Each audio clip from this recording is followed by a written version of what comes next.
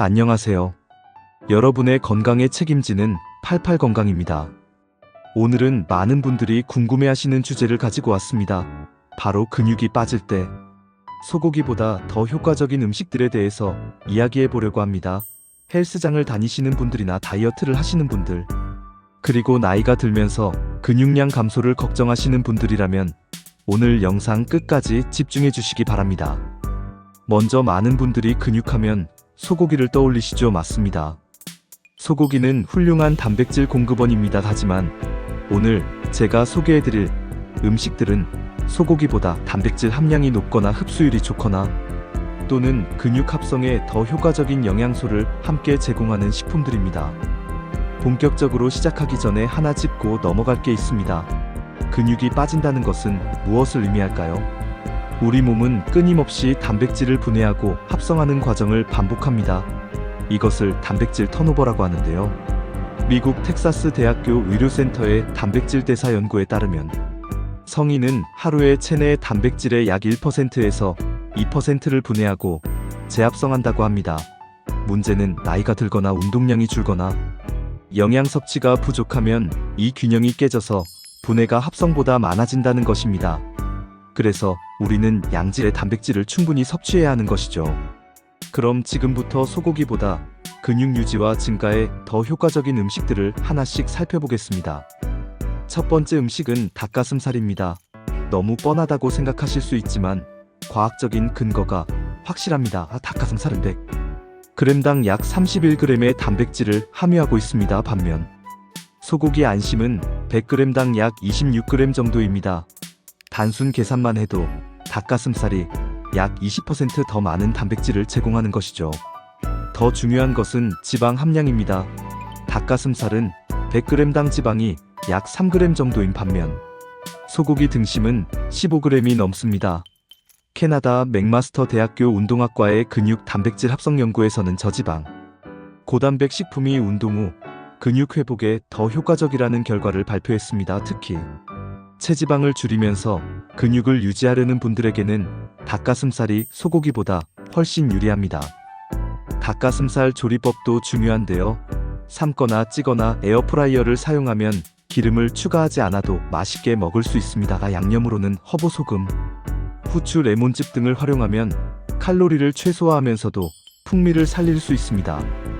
두 번째로 소개할 음식은 그리스 요거트입니다. 유제품이 근육에 좋다는 것은 많은 분들이 아실 텐데요. 특히 그리스 요거트는 일반 요거트보다 단백질 함량이 2배 이상 높습니다. 100g당 약 10g의 단백질을 함유하고 있죠. 네덜란드 마스트리우트 대학교의 유제품과 근육 건강 연구에 따르면 유제품에 포함된 유청 단백질과 카제인 단백질은 흡수 속도가 다릅니다.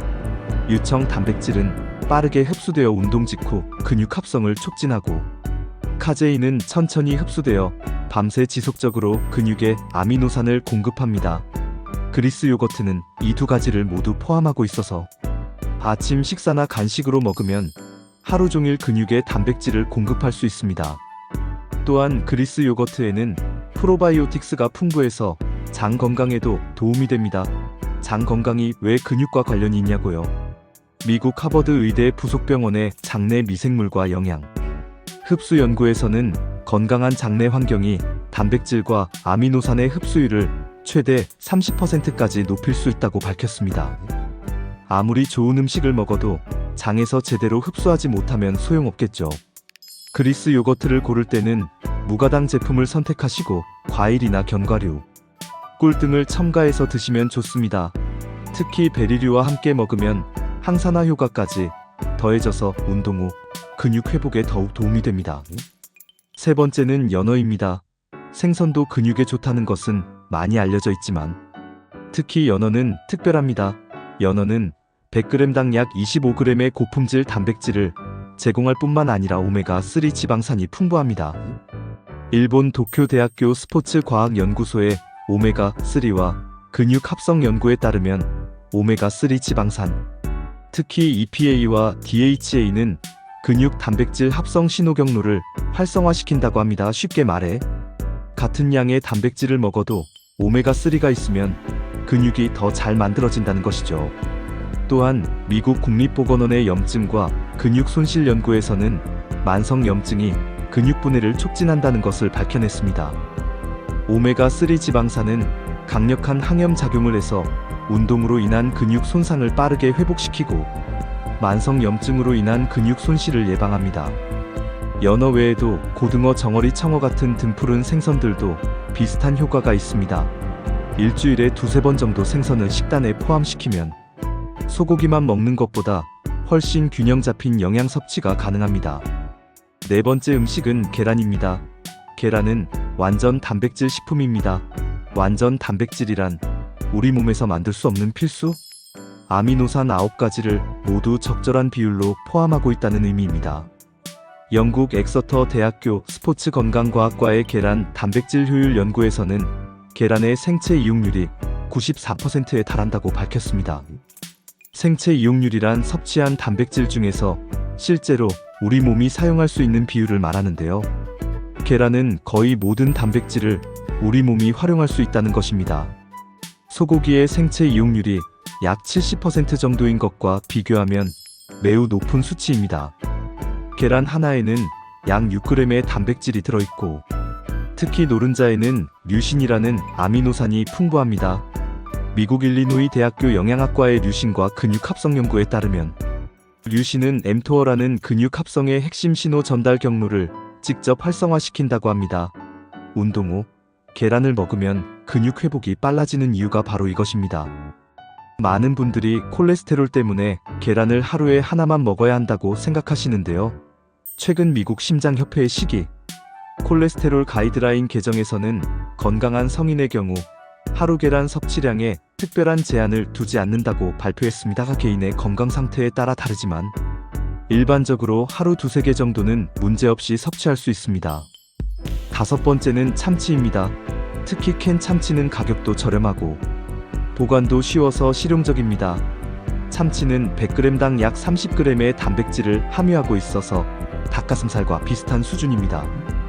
호주 퀸즐랜드 대학교 영양학과의 해산물 단백질 품질 연구에서는 생선 단백질이 육류 단백질보다 소화 흡수가 빠르다는 결과를 발표했습니다. 운동 후 30분에서 1시간 이내에 빠르게 흡수되는 단백질을 섭취하는 것이 근육 합성에 가장 효과적인데 참치가 그 조건에 딱 맞는 것이죠. 참치에도 오메가3 지방산이 풍부하고 비타민 D와 셀레늄 같은 미네랄도 들어있습니다. 캐나다 토론토 대학교 의과대학의 비타민 D와 근력 연구에 따르면 비타민 D 결핍은 근력 저하와 직접적인 연관이 있으며 충분한 비타민 D 섭취가 근육 기능 유지에 필수적이라고 합니다. 캔 참치를 고를 때는 기름에 담긴 것보다 물에 담긴 제품을 선택하시고 나트륨 함량이 낮은 제품을 고르는 것이 좋습니다. 샐러드에 넣거나 샌드위치로 만들어 먹으면 간편하고 맛있게 단백질을 섭취할 수 있습니다. 여기까지가 동물성 단백질 공급원이었고요. 이제부터는 식물성 단백질 중에서 근육에 좋은 음식들을 소개해드리겠습니다. 여섯 번째는 퀴노아입니다. 퀴노아는 곡물이지만 완전 단백질을 제공하는 몇 안 되는 식물성 식품 중 하나입니다. 100g당 약 14g의 단백질을 함유하고 있고 필수 아미노산이 모두 들어있습니다. 미국 콜로라도 주립대학교 식물영양학과의 슈퍼푸드 영양 분석 연구에서는 퀴노아가 라이신이라는 아미노산이 특히 풍부하다고 밝혔습니다. 라이신은 대부분의 곡물에 부족한 아미노산인데 퀴노아에는 충분히 들어있어서 채식주의자들에게 매우 중요한 단백질 공급원입니다. 퀴노아는 단백질뿐만 아니라 복합 탄수화물 식이섬유, 철분, 마그네슘도 풍부합니다. 스위스 취리히 공과대학교 스포츠영양학과의 운동 후 영양섭취 연구에 따르면 운동 후 단백질과 탄수화물을 함께 섭취하면 단백질만 섭취할 때보다 근육 글리코겐 회복이 빠르고 근육 합성도 더 활발하다고 합니다. 퀴노아는 이 두 가지를 동시에 제공하는 이상적인 식품입니다. 퀴노아는 밥처럼 지어서 먹거나 샐러드에 넣어 먹을 수 있고 아침 식사로 오트밀처럼 죽을 만들어 먹어도 좋습니다. 일곱 번째는 렌틸콩입니다. 렌틸콩은 100g당 약 9g의 단백질과 8g의 식이섬유를 함유하고 있습니다. 단백질 함량만 보면 동물성 식품보다 낫지만 렌틸콩의 진짜 장점은 따로 있습니다. 인도 국립영양연구소의 콩류 영양가 연구에 따르면 렌틸콩은 철분 함량이 매우 높으며 특히 여성과 운동선수들의 철분 결핍 예방에 효과적이라고 합니다. 철분은 헤모글로빈을 만드는데 필수적인 미네랄인데요. 헤모글로빈이 부족하면 근육에 산소 공급이 제대로 되지 않아서 운동 능력이 떨어지고 근육 회복도 느려집니다. 렌틸콩에는 엽산도 풍부한데 미국 터프츠 대학교 영양노화 연구센터의 엽산과 단백질 대사 연구에서는 엽산이 단백질 합성과 세포 분열에 중요한 역할을 한다고 밝혔습니다. 특히 근육세포의 재생과 회복에 엽산이 필수적이라는 것이죠. 렌틸콩은 다른 콩류와 달리 불리지 않고 바로 조리할 수 있어서 편리합니다. 수프로 만들거나 카레에 넣거나 샐러드 토핑으로 활용할 수 있습니다. 8번째는 병아리콩입니다. 병아리콩은 중동 요리에서 많이 사용되는 식재료인데요. 최근 건강식으로 주목받고 있습니다. 100g당 약 19g의 단백질을 함유하고 있습니다. 이스라엘 히브리 대학교 농업식품환경학과의 병아리콩 영양학 연구에서는 병아리콩이 분지쇄, 아미노산이 풍부하다고 밝혔습니다. 분지쇄 아미노산은 류신, 아이소류신, 발린을 말하는데 이 세 가지는 근육 단백질 합성에 가장 중요한 아미노산입니다. 특히 운동 후 근육 회복에 직접적인 영향을 미칩니다. 병아리콩으로 만든 후무스는 중동의 대표적인 음식인데요. 병아리콩을 갈아서 올리브오일, 레몬즙, 마늘, 타히니와 섞어 만듭니다. 후무스는 단백질과 건강한 지방을 동시에 섭취할 수 있는 완벽한 간식입니다. 채소, 스틱과 함께 먹으면 영양 균형도 좋고 포만감도 오래 지속됩니다. 9번째는 두부입니다. 두부는 한국 식탁에서 흔히 볼 수 있는 식품이지만 그 영양가는 정말 뛰어납니다. 두부 100g에는 약 8g의 단백질이 들어있고 칼로리는 70칼로리 정도로 매우 낮습니다. 일본 오사카 대학교 식품과학과의 대두 단백질 연구에 따르면 대두 단백질은 콜레스테롤 수치를 낮추고 심혈관 건강을 개선하는 효과가 있다고 합니다. 소고기를 자주 먹으면 포화지방 섭취가 늘어나는데 두부는 이런 걱정이 없습니다. 두부에는 이소플라본이라는 식물성 에스트로겐도 들어있습니다. 많은 분들이 이소플라본이 호르몬에 영향을 준다고 걱정하시는데요. 중국 상하이 교통대학교 의과대학의 대규모 역학 연구에서는 적정량의 이소플라본 섭취는 오히려 뼈 건강과 근육량 유지에 도움이 된다고 밝혔습니다. 특히 폐경기 여성들의 근육량 감소를 예방하는 효과가 있다고 합니다. 두부는 조리법이 다양해서 찌개, 구이, 무침, 샐러드 등 어떤 요리에도 활용할 수 있습니다. 특히 두부 스테이크는 고기 대신 먹기에 좋은 고단백 저칼로리 메뉴입니다. 10번째는 템페입니다. 템페는 인도네시아 전통 발효식품으로 콩을 발효시켜 만듭니다. 두부와 비슷하지만 발효 과정을 거쳐서 영양가가 더 높습니다. 100g당 약 19g의 단백질을 함유하고 있습니다. 네덜란드 와게닝겐 대학교 식품과학과의 발효 식품 영양 연구에서는 발효 과정이 단백질의 소화율을 높이고 비타민 B군을 생성한다고 밝혔습니다. 특히 비타민 B12는 주로 동물성 식품에만 들어있는데 템페에는 발효 과정에서 생성되는 비타민 B12가 소량 포함되어 있어서 채식주의자들에게 중요한 공급원입니다. 템페는 두부보다 식감이 단단하고 고소한 맛이 강해서 구워 먹거나 볶아 먹기 좋습니다. 마리네이드에 재웠다가 구우면 고기와 비슷한 식감을 즐길 수 있습니다. 여기까지 10가지 식품을 소개해드렸는데요. 이제 이 음식들을 어떻게 조합해서 먹으면 좋을지 실전 팁을 알려드리겠습니다. 먼저 단백질 섭취량입니다. 미국 스포츠의학회의 단백질 섭취 권장량 가이드라인에 따르면 일반 성인은 체중 1kg당 0.8g 근력 운동을 하는 사람은 1.6에서 2.2g의 단백질이 필요하다고 합니다. 예를 들어 70kg 성인이 근력 운동을 한다면 하루에 약 112g에서 154g의 단백질이 필요한 것이죠. 이 양을 한 끼에 다 먹으면 소화도 힘들고 흡수도 제대로 되지 않습니다. 캐나다 토론토 대학교 영양학과의 단백질 섭취 타이밍 연구에서는 하루 단백질을 3끼에서 4끼로 나눠서 20에서 30g씩 골고루 섭취하는 것이 근육 합성에 가장 효과적이라고 밝혔습니다. 아침 식사 예시를 들어보겠습니다. 그리스 요거트 200g에 베리류 한 줌과 견과류를 넣으면 약 20g의 단백질을 섭취할 수 있습니다. 여기에 계란 2개를 삶아서 먹으면 추가로 12g의 단백질이 더해집니다. 점심은 퀴노아 밥 한 공기에 연어 구이 100g을 곁들이면 약 35g의 단백질을 섭취할 수 있습니다. 샐러드를 함께 먹으면 비타민과 미네랄도 보충됩니다. 저녁은 닭가슴살 150g을 구워서 렌틸콩, 샐러드와 함께 먹으면 약 50g의 단백질을 섭취할 수 있습니다. 간식으로는 후무스와 채소 스틱이나 캔, 참치 샐러드를 먹으면 추가로 10에서 15g의 단백질을 보충할 수 있습니다. 이렇게 하루 3끼와 간식으로 총 120에서 140g의 단백질을 무리 없이 섭취할 수 있습니다. 또 한 가지 중요한 것은 단백질과 함께 탄수화물도 적절히 섭취해야 한다는 것입니다. 호주 시드니 대학교 운동생리학과의 운동 후 영양섭취 연구에서는 운동 후 단백질과 탄수화물을 3대1 비율로 섭취하면 근육, 글리코겐 회복과 근육 합성이 모두 최적화된다고 밝혔습니다. 예를 들어 운동 후 닭가슴살 100g과 고구마 150g을 함께 먹으면 이상적인 비율이 됩니다. 또는 그리스 요거트에 바나나와 그래놀라를 넣어 먹어도 좋습니다. 근육 유지를 위해서는 수분 섭취도 중요합니다.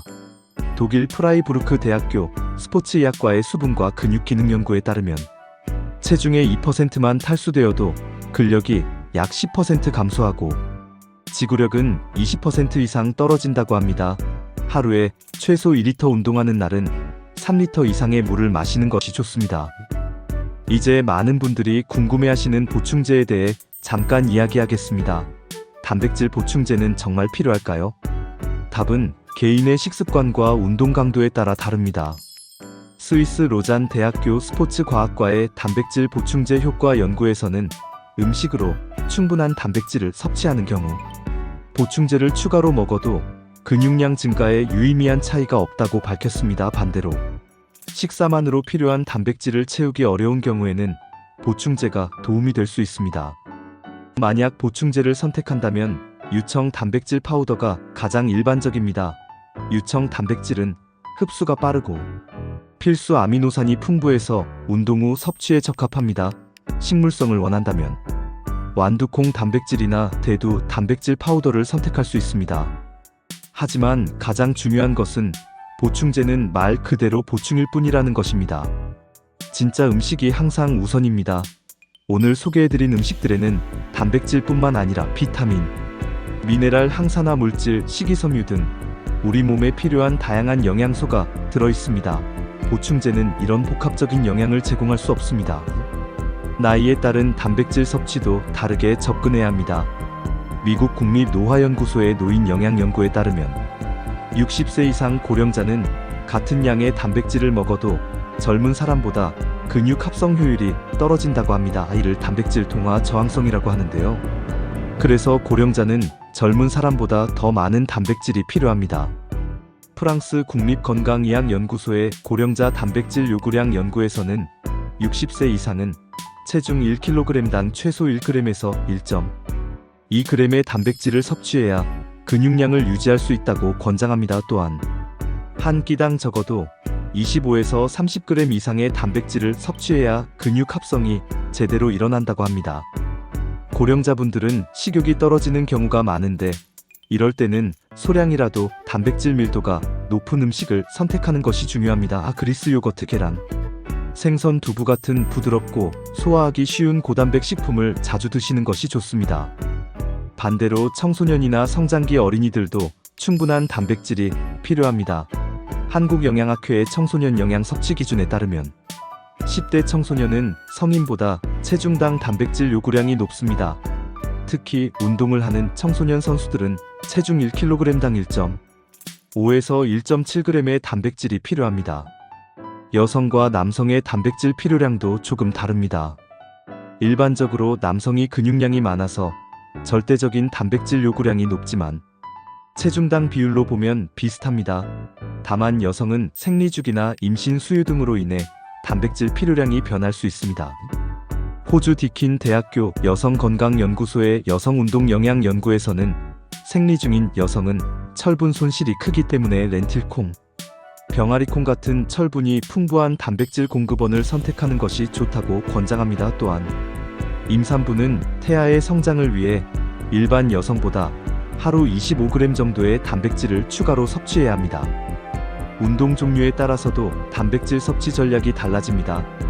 근력 운동을 하는 분들은 운동 후 30분에서 2시간 이내에 단백질을 섭취하는 것이 중요합니다. 이 시간을 골든 타임이라고 부르는데요.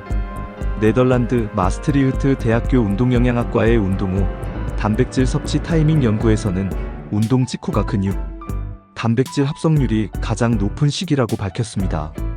반면 지구력 운동 마라톤이나 사이클 같은 유산소 운동을 하는 분들은 단백질도 중요하지만 탄수화물이 더 중요합니다. 영국 리버풀 존 무어스 대학교 스포츠 과학과의 지구력 운동 영양 연구에서는 장시간 유산소 운동 후에는 단백질과 탄수화물을 1대3 또는 1대4 비율로 섭취해야 글리코겐 회복과 근육 보호가 동시에 이루어진다고 합니다. 예를 들어 마라톤을 뛴 후에는 바나나 2개와 그리스 요거트 1컵을 먹거나 고구마와 닭가슴살을 함께 먹으면 좋습니다. 다이어트 중일 때는 어떻게 해야 할까요?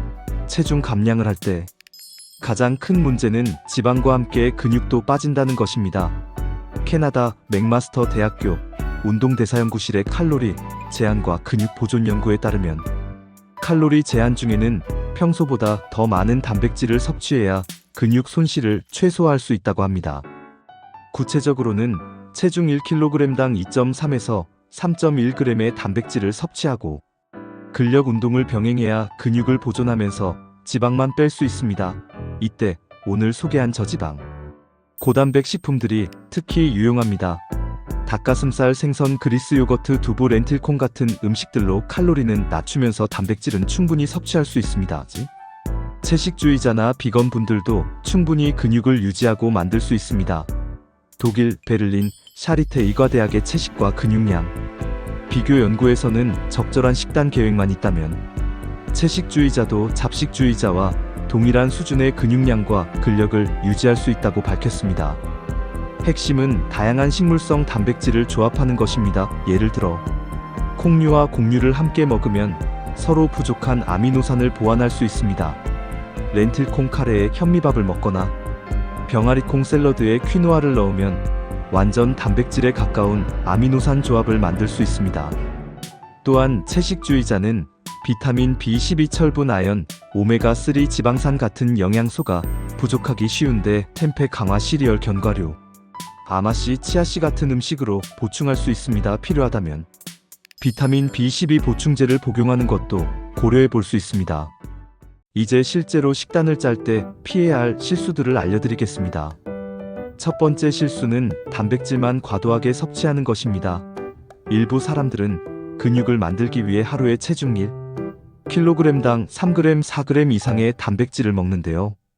미국 신장학회의 고단백 식단 연구에 따르면 신장이 건강한 사람은 고단백 식단이 큰 문제가 되지 않지만 과도한 단백질 섭취는 신장에 부담을 줄 수 있고 칼슘 배출을 증가시켜 뼈 건강에 악영향을 줄 수 있다고 합니다.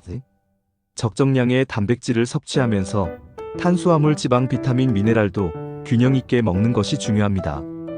두 번째 실수는 한 끼에 몰아서 먹는 것입니다. 예를 들어 저녁에 스테이크 300g을 먹어서 60g의 단백질을 한꺼번에 섭취하는 식입니다. 프랑스 클레르몽 오베르뉴 대학교 인간영양연구소의 단백질 섭취 분배 연구에서는 우리 몸이 한 번에 근육 합성에 사용할 수 있는 단백질 양은 제한적이며 나머지는 에너지로 사용되거나 배설된다고 밝혔습니다. 한 끼당 20에서 40g 정도가 근육 합성에 최적이고 이를 하루 3끼에서 5끼로 나눠 먹는 것이 가장 효율적입니다. 세 번째 실수는 운동 전후 영양을 무시하는 것입니다. 일부 사람들은 공복에 운동하거나 운동 후 몇 시간이 지나서야 식사를 하는데요.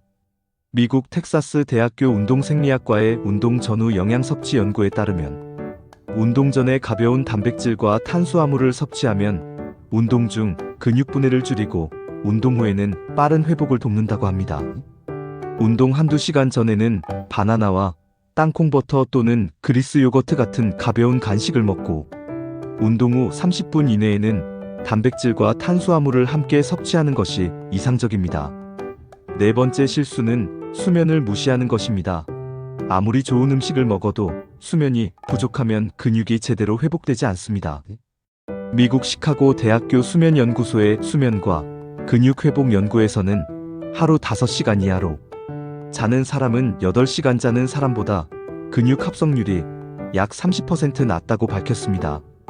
수면 중에 성장 호르몬이 분비되고 손상된 근육 조직이 재생되기 때문에 최소 7시간에서 9시간의 양질의 수면이 필수적입니다. 다섯 번째 실수는 스트레스 관리를 소홀히 하는 것입니다. 만성 스트레스는 코르티솔이라는 스트레스 호르몬을 증가시키는데요. 영국 임페리얼 칼리지 런던 내분비학과의 코르티솔과 근육분해 연구에 따르면 코르티솔 수치가 높으면 근육 단백질 분해가 촉진되고 합성은 억제된다고 합니다. 명상, 요가, 충분한 휴식, 취미 활동 등으로 스트레스를 관리하는 것도 근육 유지의 중요한 요소입니다. 이제 계절별로 추천하는 식단 팁을 알려드리겠습니다. 여름철에는 더위로 식욕이 떨어지기 쉽습니다. 이럴 때는 시원한 그리스 요거트 스무디나 참치, 샐러드, 냉두부 같은 음식이 좋습니다. 여름에는 땀으로 수분과 전해질이 많이 손실되므로 수박, 오이, 토마토 같은 수분 함량이 높은 채소와 과일도 함께 먹어야 합니다. 겨울철에는 따뜻한 음식이 당기는데 렌틸콩, 수프, 닭가슴살, 스튜, 된장찌개에 두부 듬뿍 넣기 같은 메뉴가 좋습니다. 겨울에는 일조량이 줄어서 비타민 D 합성이 감소하므로 연어, 계란 강화, 우유 같은 비타민 D가 풍부한 식품을 의식적으로 섭취해야 합니다. 외식을 할 때도 현명한 선택이 가능합니다. 한식당에서는 생선구이, 두부찌개, 닭백숙을 주문하고 양식당에서는 그릴드 치킨 샐러드나 연어 스테이크를 선택하세요. 중식당에서는 기름진 요리보다는 새우, 두부 요리를 고르고 일식당에서는 회, 초밥, 된장국이 좋은 선택입니다. 패스트푸드를 먹어야 하는 상황이라면 햄버거보다는 그릴드 치킨 샌드위치나 샐러드 보울을 선택하고 탄산음료 대신 물이나 무가당 음료를 마시는 것이 좋습니다.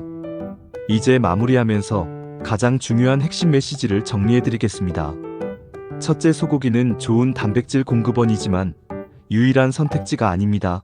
닭가슴살, 생선, 계란, 유제품, 콩류, 두부 등 다양한 대안이 있고 각각 고유의 장점이 있습니다. 둘째, 단백질의 양만큼 질도 중요합니다. 필수 아미노산이 골고루 들어있고 소화 흡수가 잘 되는 식품을 선택해야 합니다. 셋째, 단백질을 하루에 골고루 나눠서 섭취하는 것이 한 끼에 몰아서 먹는 것보다 효과적입니다. 넷째, 단백질만으로는 부족합니다. 탄수화물, 건강한 지방, 비타민, 미네랄, 수분, 수면, 스트레스 관리가 모두 함께 이루어져야 근육을 효과적으로 유지하고 만들 수 있습니다. 다섯째, 나이, 성별, 운동 종류, 건강 상태에 따라 개인별로 필요한 단백질 양과 섭취 전략이 다릅니다. 자신의 상황에 맞는 맞춤형 접근이 필요합니다. 여섯째, 일시적인 다이어트가 아니라 평생 지속 가능한 식습관을 만드는 것이 중요합니다. 극단적인 방법보다는 즐겁게 먹으면서도 영양을 챙길 수 있는 균형 잡힌 식단이 최선입니다. 마지막으로, 음식은 약이 아닙니다. 근육이 하루아침에 만들어지지 않듯이 하루 이틀 잘 먹는다고 해서 극적인 변화가 생기지는 않습니다. 꾸준함이 가장 중요합니다. 오늘 소개해드린 10가지 음식을 기억하시고 여러분의 식단에 다양하게 포함시켜보세요. 소고기만 고집할 필요 없습니다. 더 저렴하고 건강하고 맛있는 선택지들이 많이 있습니다. 여러분의 목표가 근육을 늘리는 것이든 현재 근육을 유지하는 것이든 체지방을 줄이면서 근육을 보존하는 것이든 오늘 배운 내용을 실천하신다면 분명 좋은 결과를 얻으실 수 있을 것입니다. 건강한 식습관과 함께 규칙적인 운동, 충분한 수면, 스트레스 관리를 병행하시길 바랍니다. 여러분 모두 건강하고 탄탄한 몸을 만드시기를 응원합니다. 오늘 영상이 도움이 되셨다면 좋아요와 구독 부탁드리고 궁금한 점이나 여러분만의 고단백 레시피가 있다면 댓글로 공유해주세요. 다음에도 더 유익한 건강 정보로 찾아뵙겠습니다. 지금까지 88건강이었습니다. 감사합니다.